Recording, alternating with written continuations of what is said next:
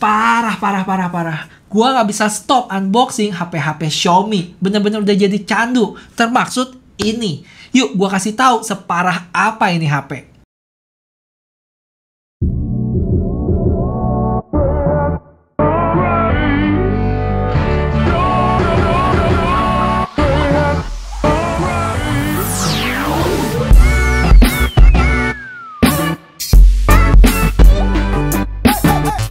Yo guys, balik lagi sama gue Fendi, si cupu-cupu. Sebelum gue mulai, gue pengen ingetin ke teman-teman semua kalau kita masih dalam misi menjadikan frame bohongan ini menjadi kenyataan ya. Yuk, bisa yuk bantuin gue like, share, dan komen video ini. Dan buat teman-teman yang masih baru di channel ini, ikutan bantuin gue dong, gak ada ruginya kok. Oke, gue tahu kalian udah gak sabar nih. Yaudah, gak usah pakai lama, langsung aja kita cus ke kontennya. Oh ya, jangan di skip juga ya videonya. Redmi Note 10 ini punya 3 warna, ada abu-abu, putih, sama hijau. Atau nama kerennya itu adalah Onyx Grey, Pebble White, sama Lake Green. Untuk varian yang jual ini ada 2 tipe ya. Yang pertama itu 4+64GB, yang mana itu harganya kalau dirupiahin sekitar 2,4 jutaan. Habis itu sama yang 6GB RAM plus 128GB itu seharga 2,8 jutaan rupiah. Dan untuk harga di Indonesia harusnya sih nggak bakal jauh beda ya. Bahkan bisa lebih murah loh. Gimana dengan varian Pro-nya? Nah, itu bakal tersedia 2 minggu lagi ya, jadi buat sekarang masih belum dijual. Untuk boxnya standar, tulisan Redmi Note 10 di depan dan di samping juga. Di dalamnya langsung ada HP-nya itu sendiri dengan tulisan spek-spek utama yang bakal kita bahas di belakang entar. Terus ada casing transparan yang cukup elastis dan buku petunjuk. Lalu ada kabel Type-A ke Type-C dan chargerannya yang 33 watt. Yuk kita kletekin plastiknya.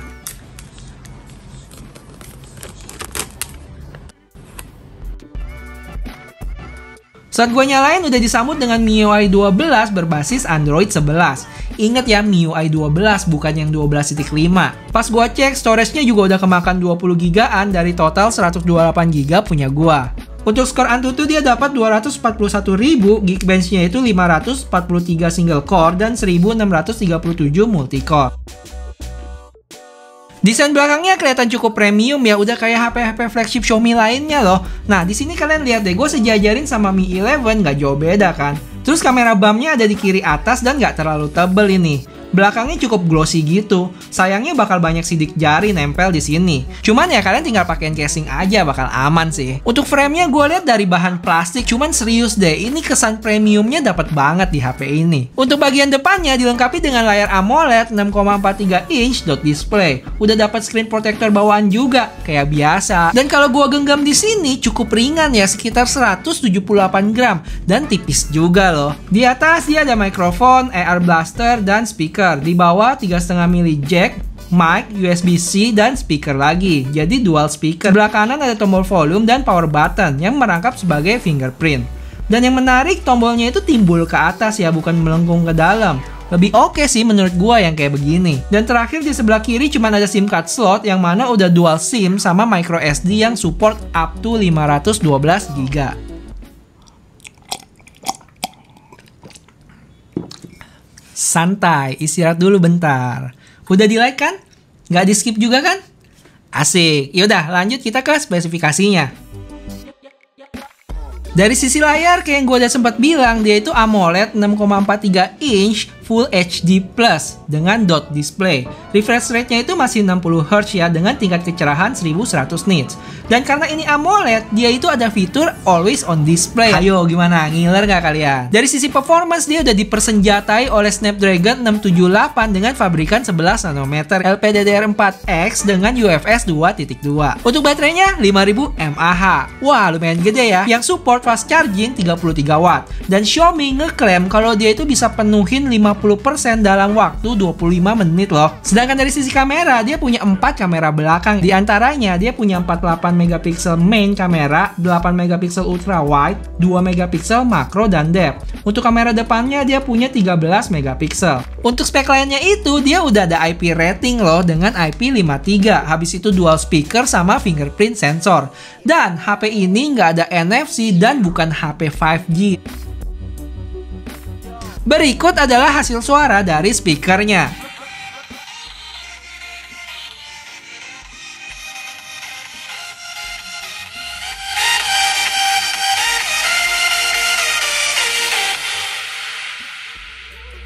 Dan sekarang kita tes fingerprintnya. Mereka bilang ini namanya Arc Sight Fingerprint Sensor, yang mana itu fingerprint yang melengkung di sisinya. Kecepatan unlocknya oke lah, nggak lambat-lambat, nggak super cepet juga.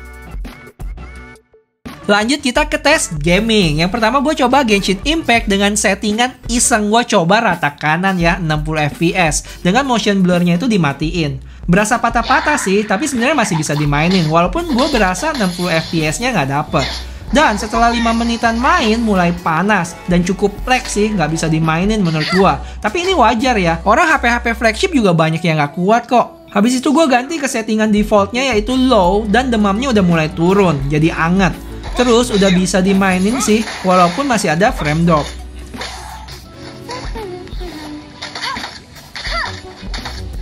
Oh ya, FPS counter bawaannya itu entah kenapa nggak valid angkanya. Full di 60 FPS terus. Jadi gue matiin aja deh habis itu. Lanjut gaming PUBG, dia itu dapat settingan maksimum di HD High, Balance, dan Smooth Ultra. Selama main, gue jarang berasa ada frame drop ya. Lumayan asik sih, walaupun cuma dapat Smooth Ultra aja.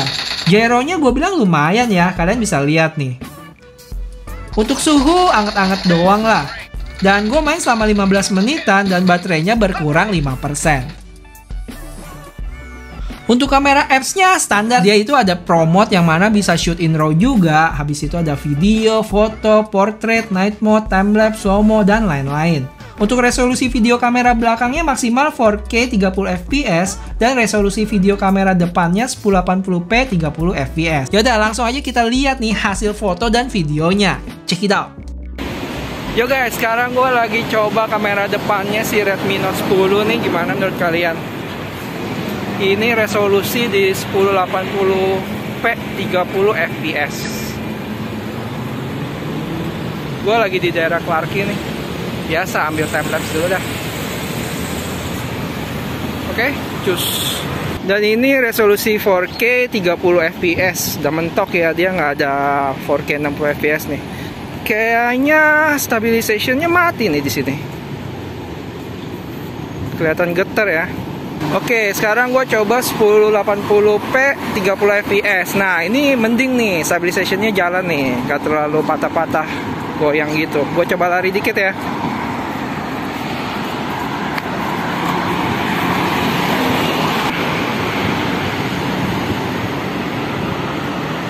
Oke, tempat sampah. Yang ini ultra wide nya guys, 1080p 30 fps. Ajak lari lagi deh ya. Wah, ini harusnya lebih stabil lagi nih.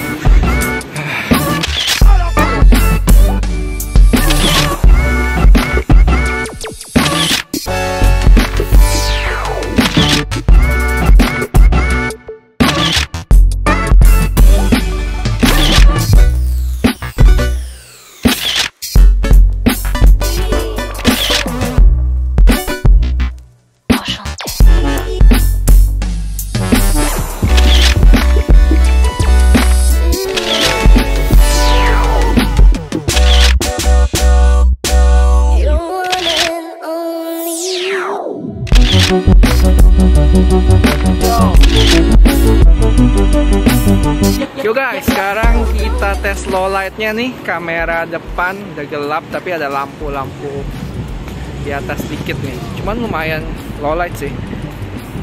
Dan sejauh ini lumayan ada jitteringnya ya, kelihatan.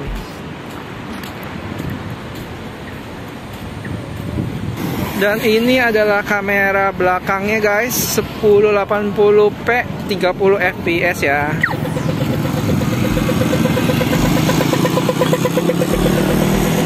Oke, cus.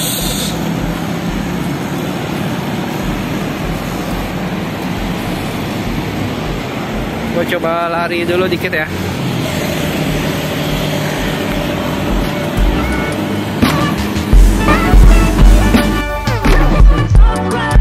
Oke, ringkasan dari awal adalah ada HP seharga 2 jutaan yang mana dia udah dapat layar AMOLED, 48 megapiksel quad kamera, baterai 5000 mAh, Snapdragon 678, dual speaker, IP rating 53. Dah, Apalagi yang kurang ya? Coba kalian komen di bawah. Terus kapan keluar di Indonesia?